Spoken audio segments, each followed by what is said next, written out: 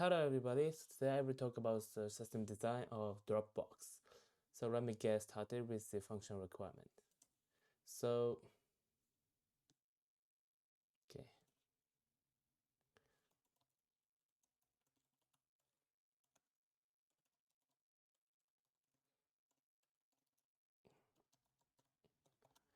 So basically Dropbox is a kind of the system that user can upload the file and user can also download the file.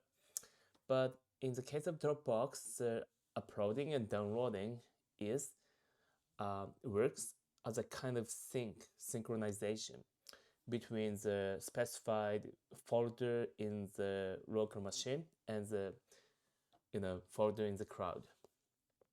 So when you specify, let's say, specify the folder name of files, and if you add a new file there, and that file is automatically uploaded to the cloud.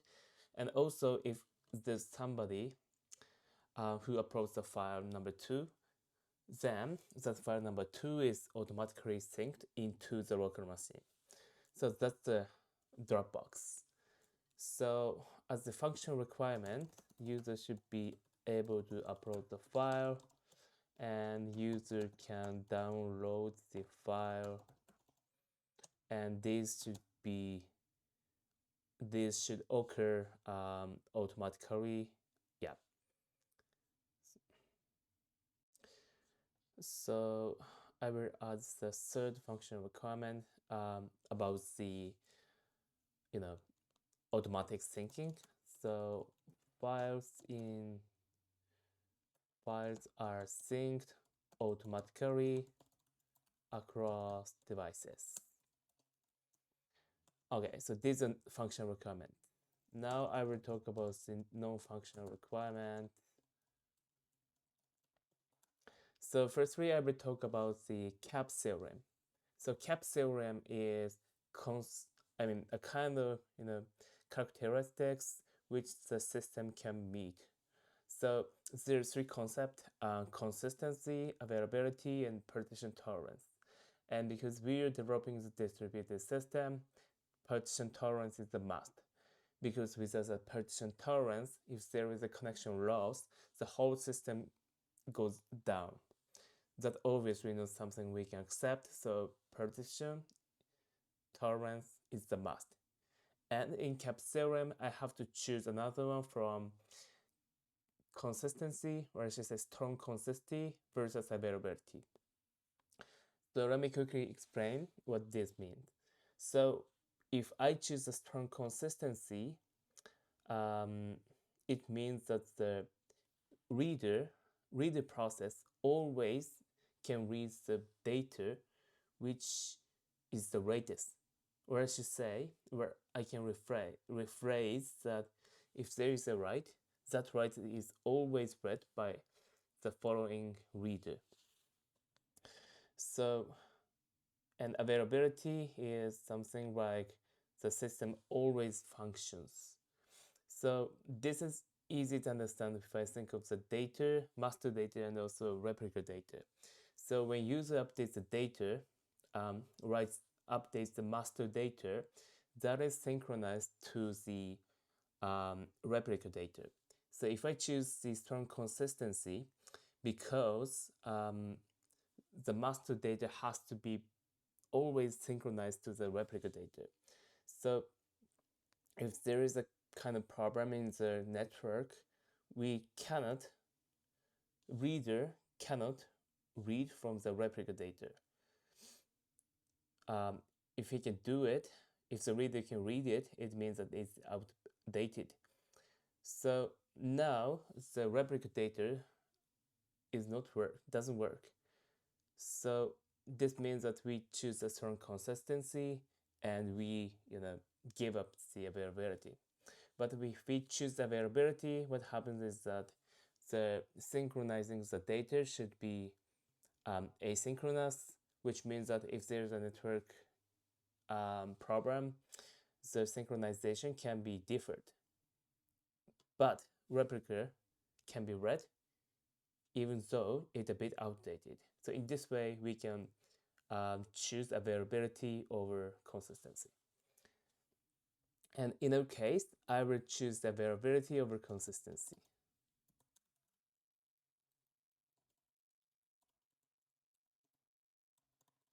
So let's say there is a data in the backend, and even if the write operation occurs, and the next moment, if let's say there is a reader, or as I said, there is a client which tries to download the file, even if it is a bit outdated, I want the user to be able to download the file. So that's why I choose availability over consistency. Okay, and the next thing, so I will choose low latency, but this is a kind of tricky part because the file can be so big, like 1 gigabyte, 2 gigabytes.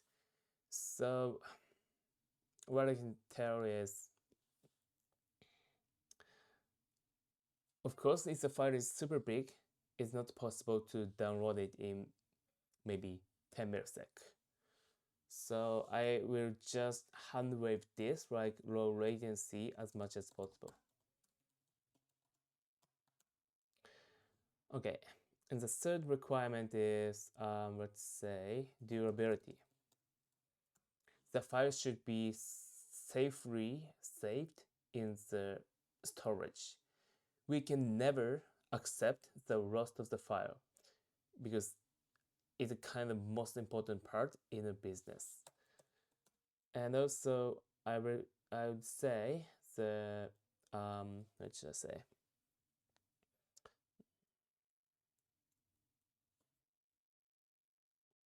Okay, so I would say fault tolerance. So what I mean by this is,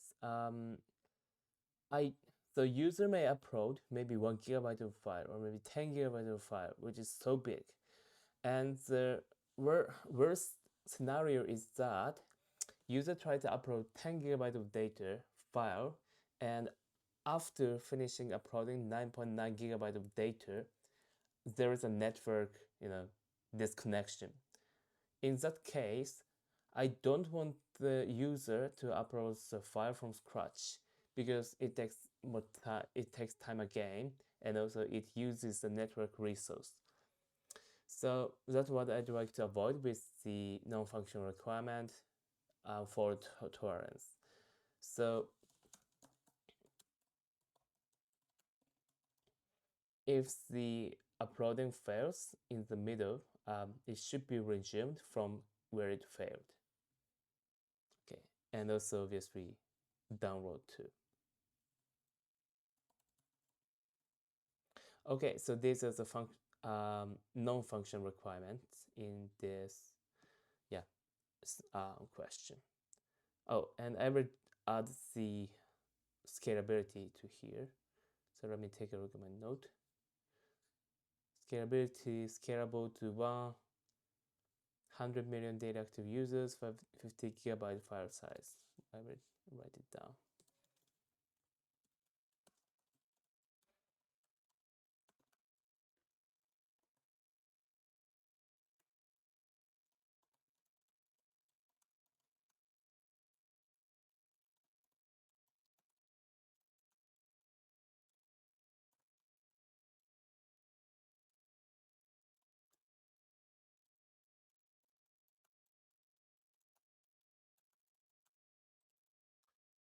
Okay, so this is a non-functional requirement.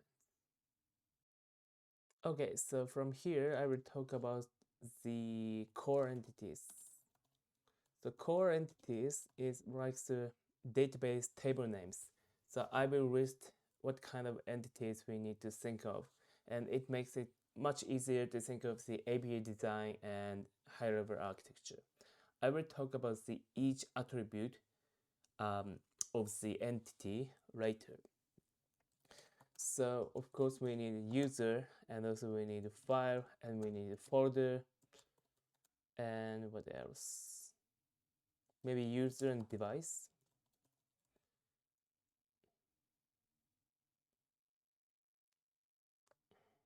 yeah, so these are the core entities, I think. User, device, file, folder. Okay, and let me add a quick update on this. I separate file metadata and file data. So file is the file content, and file metadata is, yeah, literally the metadata, like file size, who uploaded it, when uploaded it, or something like that. Okay, so now I will talk about API design. So firstly, as written, users should be able to upload the file. So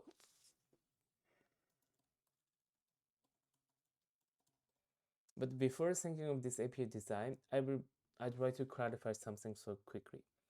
So we will store the file content in the S3 or object storage. And these APIs, these S3 APIs support a kind of upload, how should I say, um, resumable upload. And so what I mean to say here is, okay, so I will talk about the resumable upload later, but at least I would say I will upload the file to S3. And the mechanism here is that we will firstly create the file metadata, and then in the backend, we issue the URL in S3 to upload the file, and then we will return that URL to the user. And now user makes a request to the S3 URL as a second request and uploads the file. So I can say, firstly, user can create the file metadata, and then secondary upload the file content.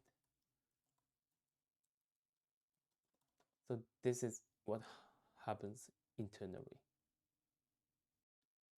Okay, so I will implement. So because user uploads the file metadata, I'd say files. Yeah, this is good. Oh, by the way, in this specification, in this design, I will talk only about the, how should I say? I don't talk about the duration. I will talk about create or update only.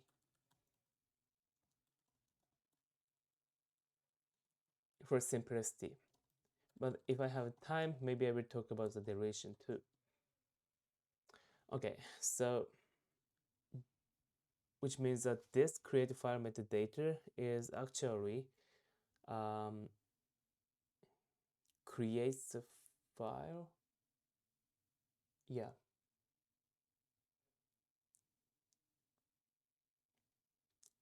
Okay. So this happens only when there isn't a file already in the specified path.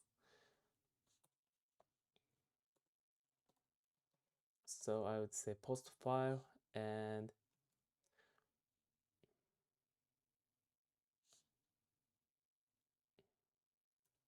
yeah, so the thing is, I have to specify the folder first, folder ID. So this folder is a kind of, this folder ID is a kind of unique identifier of the folder across the user or workspace, or universally, globally, we will identify each folder, which, yeah. And here with this post API, that file is, some file is updated in this folder. So we specify path, and also we specify, what is it, file content, but we don't upload the file content for now here. And also we need to know as a backend server, which user is uploading the file. Of course, we need the authentication, and also we have to store which user has uploaded this file in the metadata. So we include session token in the header, including user ID. And now this returns 200 or maybe 204 success. So in this way, file metadata is created in the backend. Oh, and we need upload URL. Okay, so here we use the upload URL. This is completely what we do with maybe S3 SDK in the front end.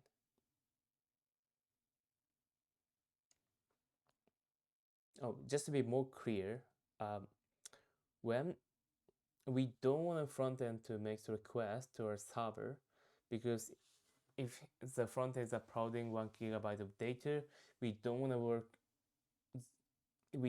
want that file to go through our backend service because it takes so much resource. Yeah, we want the file to be directly uploaded to S3. Okay, and user can download the file. So the thing here is, okay.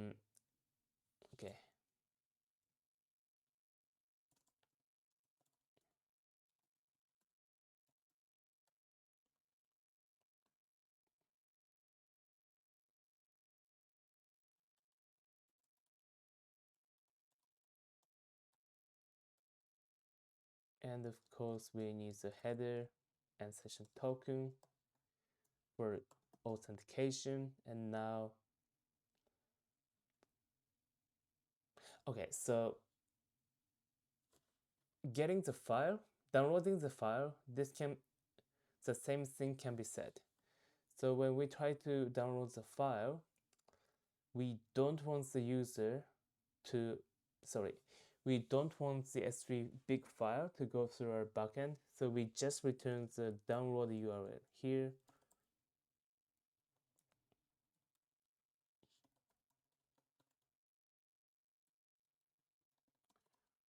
So that's what happens in the get file API. And maybe we can call it file metadata. And here, download file. This is exactly what happens with the download URL. So backend, front end downloads the S3 file directly from this link.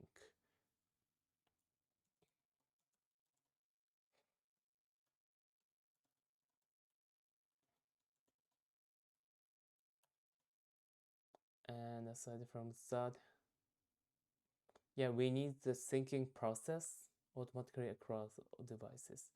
Okay, I will talk about this in the higher level architecture with the system architecture. But in my understanding, these are the 4 APIs we need in a backend system. Okay, so I will write the higher level design architecture. So there's a user who'd like to sync the file. So, or I should say, there is a local machine of the user, or should say device. And in the device, there is a, oh, let me. So there is a user's device, and inside of the device, there is a folder to be synced.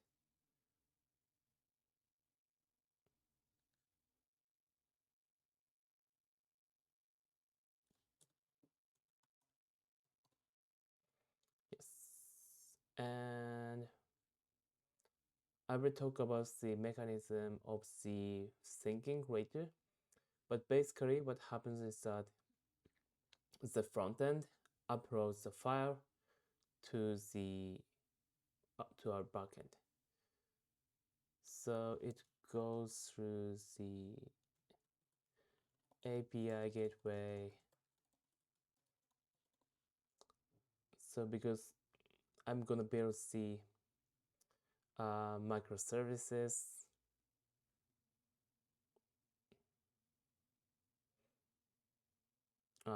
we put the API gateway here. So this API gateway basically does the kind of authentication, authorization, rate limiting, and routing to the backend microservice. And because we are now thinking of the upload, so I put upload service. And when user tries to create the file metadata, this request goes to the upload service and file metadata record is created in the DB.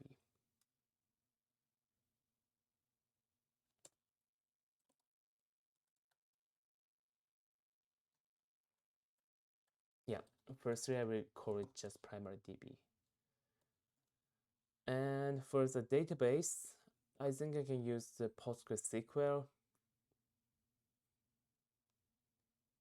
Yeah, to be honest, I haven't found any specific requirement for database. So I would choose the PostgreSQL, which is the very standard.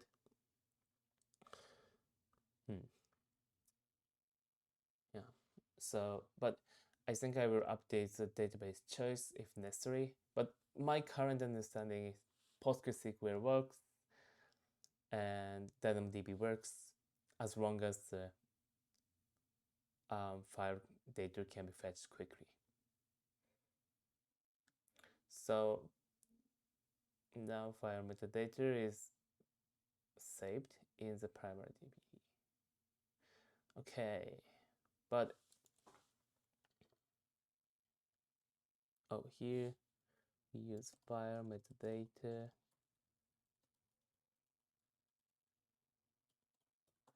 So we need the file path. And of course, we need folder ID and file path and user uploaded by uploaded at, maybe we can call it updated by updated at.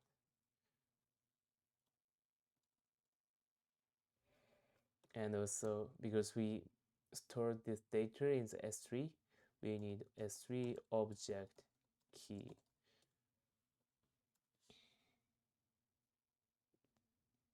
Yeah. And maybe S3 upload status. Okay. And something I really have to take care now is,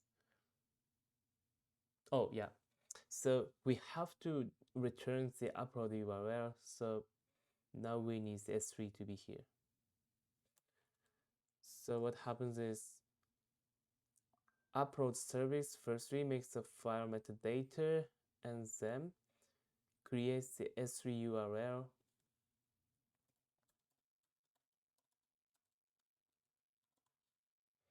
Then return it. Oh, I'd say put S3 URL in the S3 object key. Yeah, and set it. But what I'm thinking right now is instead of, okay. Oh, by the way, here we need the unique on folder ID and file path combination. Okay, so we need the file path exactly where to be returned. So I actually don't need to store anything after issuing S3 URL. We just have to return it to the user. And the thing is, if issuing S3 URL fails, um, what we should do is we just return the error status, and he tries to recreate the file, and this primary DB is uploaded with the second request. Yeah, and so I mean, I was wondering if these operations request can be done atomically, but as long as because this API is idempotent, we don't have to think of it. Oh, and maybe I should have included in the specification, or maybe I should say function requirement, but in this case, we choose the last update wins policy. So if there are two clients who try to update the same file almost at the same time, in that case, the latter update completely overrides the file. Okay, and that being said,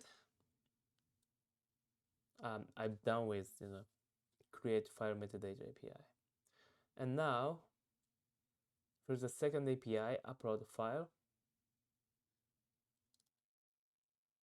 it should be here. So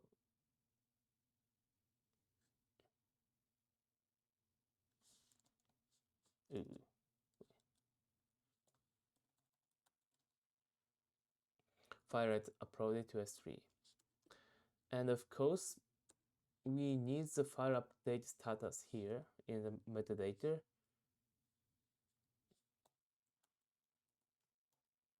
Oh, I've already created this column. So here, I will use CDC to propagate this change. So CDC in S3, we can use the S3 notification. So S3 notification calls, let's say, address lambda and then update. That lambda can update the data here.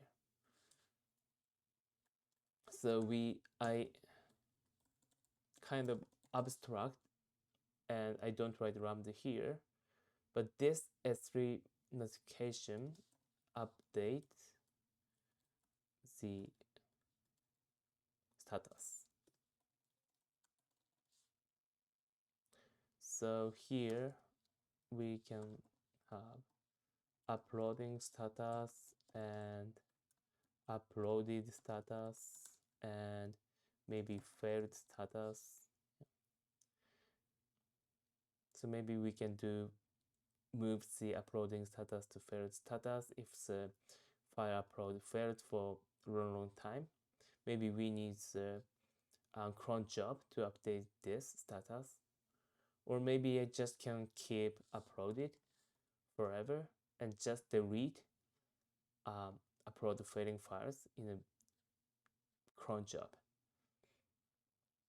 Yeah, but because it's I don't write it in the architecture here because it's a failure scenario. Okay, and number 3, get file metadata. So I will create another API here.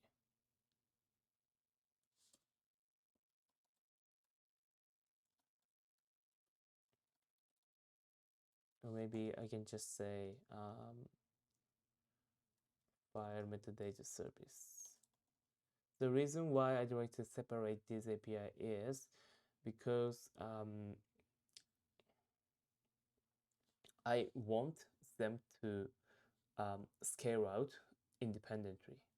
So yeah, it is possible that there are so many files uploaded at the same time.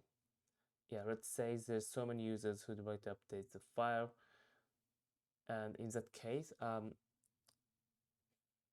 because yeah, obviously this service is shared across multiple tenants, so sometimes maybe uploading is very busy, but simply saying I want to separate the failure reasons of these two services so that even if uploading fails for some reason and the server dies, I want the file metadata service to be working, and file download should be possible, um, independent from the upload failure.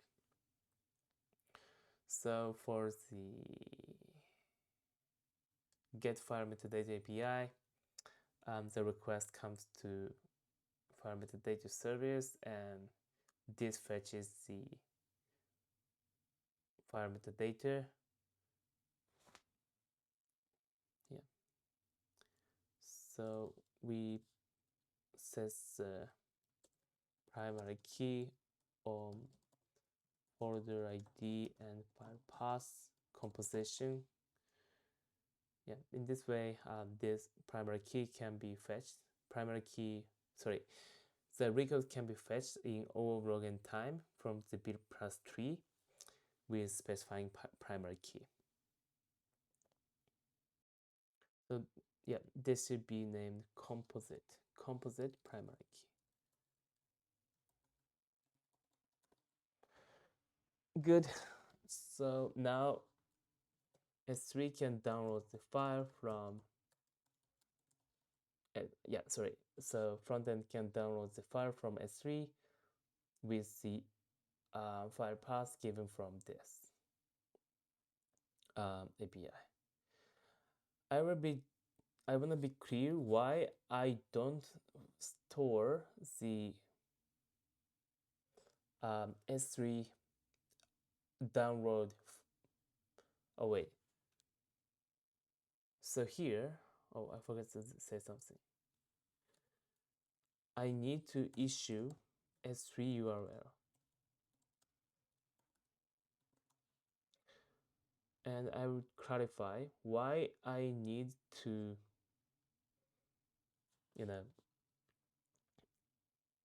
why I need to issue the S3 URL every time, because these files should be private. So only the user who has the URL should be download the file. But if we, don't change, if we keep the S3 URL the same for long time, it has the higher and more risk of the URL to be leaked and downloaded by someone else. I want to avoid it, so I issue a S3 URL, which should be temporary short time download link from the S3. Okay, so now I've talked about these APIs. So there is actually one function requirement which is still missing, which is files are synced automatically, and so I will talk about this from now. Okay, so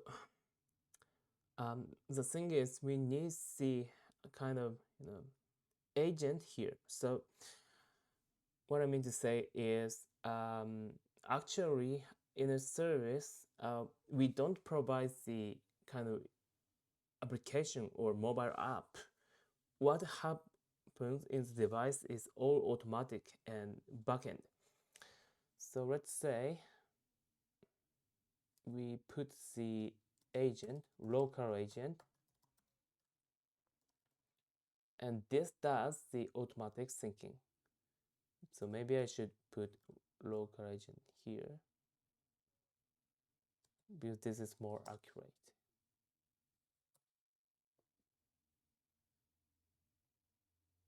Okay, so now this local agent has to know which file is updated in the backend or which file is, updated in the local machine. So I will talk about the automatic upload first.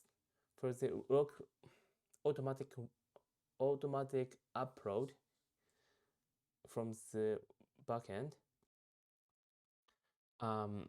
we specify the folder like, what should I say? So project one folder, and the files internal here should be uploaded.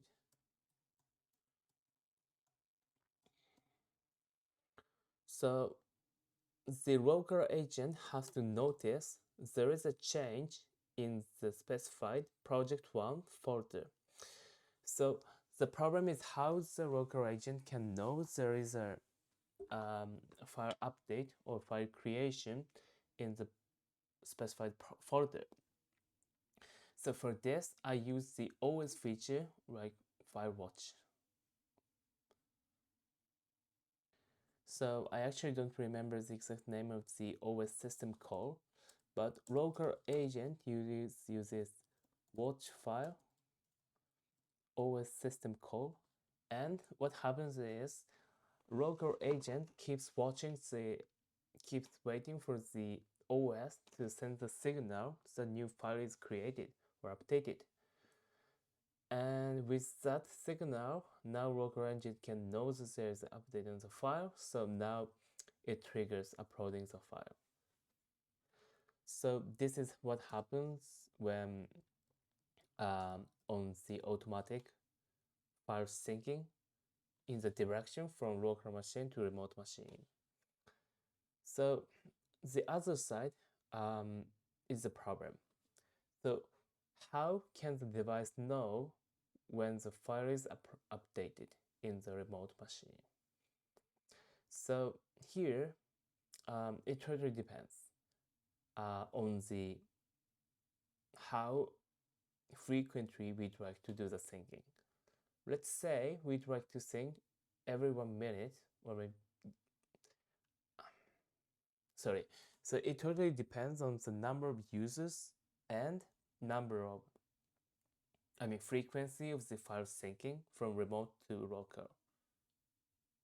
So this is because when, okay, so I actually have two ideas in my mind, maybe three ideas. Number one, short polling. So local agent fetches the list of all the files from the backend and then fetch each file from the backend. Number two, SSE, server side, what is it? Wait a minute, server side encryption. Okay, now I remember. So SES, server event sent. So, which is local agent makes the HTTP query to backend, and we keep the HTTP connection to be arrive. And if there is any update in the backend, that, let's say, file ID is returned by SES, and now local agent makes a request to S3 to fetch it, and also it connects to backend again to get the latest file. So I will compare these three options.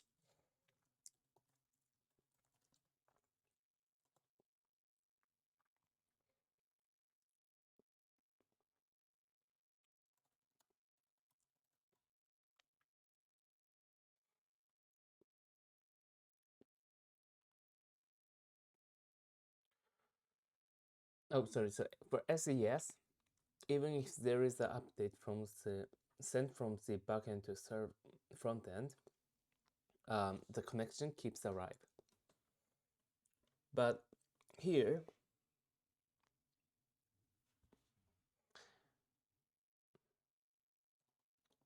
so yeah, it totally depends on the specification.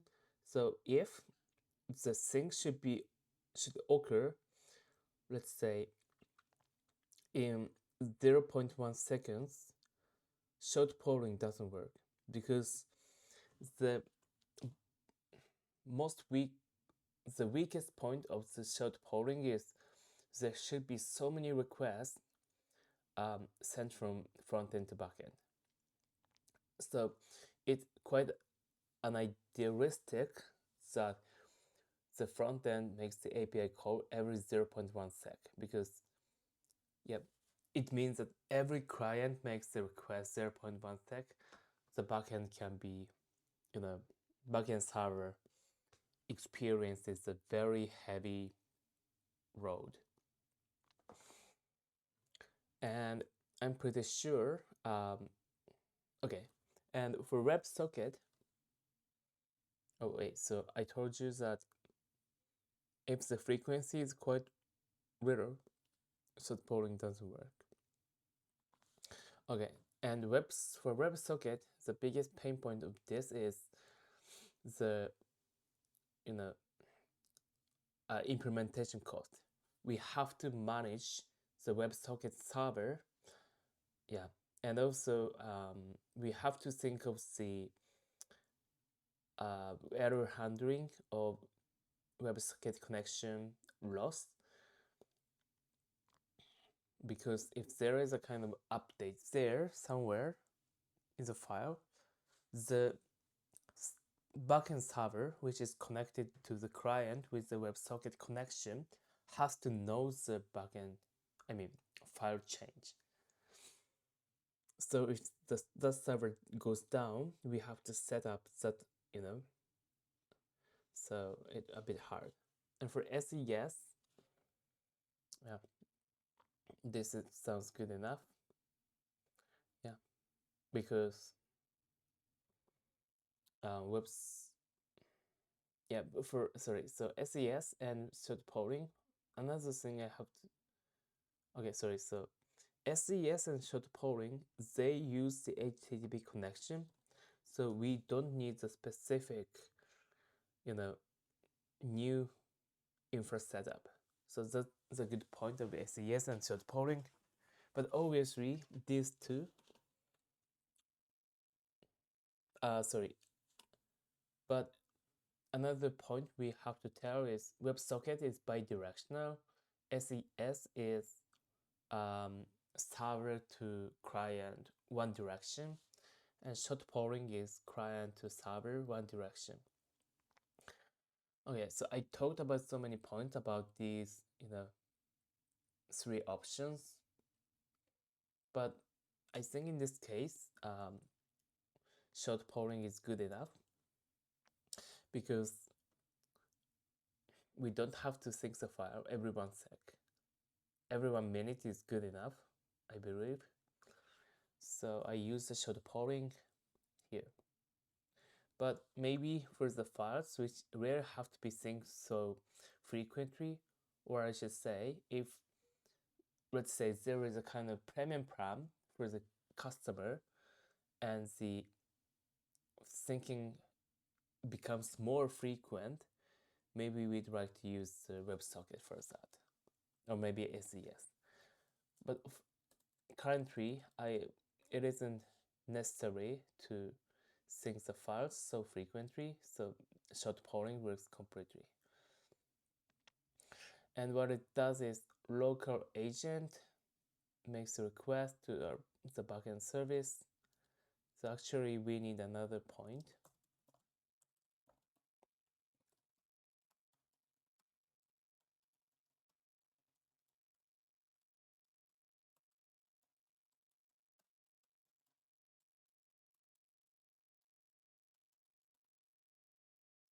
So here,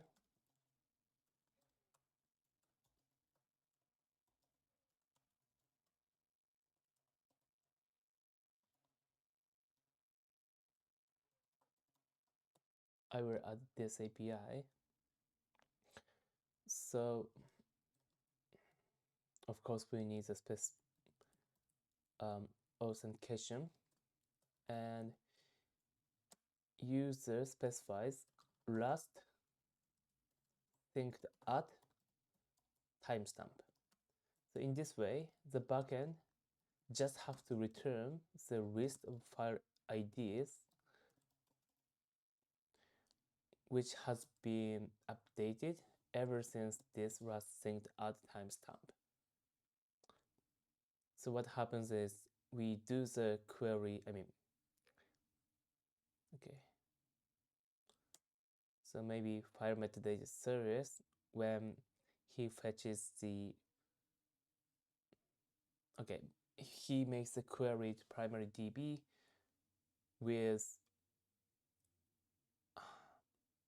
updated add, sorry, folder ID is something something, and updated add is greater than last synced timestamp.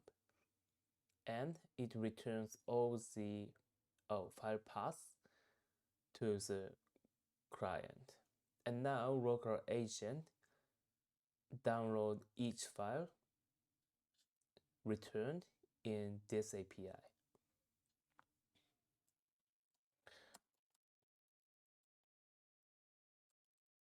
So this is something happening in for the sync from remote to local. Okay, so this is it. So I talked about the high level architecture of this design, Dropbox, sorry. So in the next video, I will talk about something like um, durability, fault tolerance, especially resumable upload download, and scalability. And yeah, I will just quickly add that here we use the short polling, and I said the file syncing frequency should be maybe 1 minute or something. But a quick idea is we can adjust the syncing frequency with according to the user status. Obviously, if the user is opening this file or editing the file so frequently, maybe we need more frequent syncing, so maybe we can do the short polling more frequently, or we use the SSE or WebSocket only for those users syncing. So which means I can use the adaptive syncing here, or it's just adaptive polling. So that's something we can do, but maybe I will talk about this later again in the next video.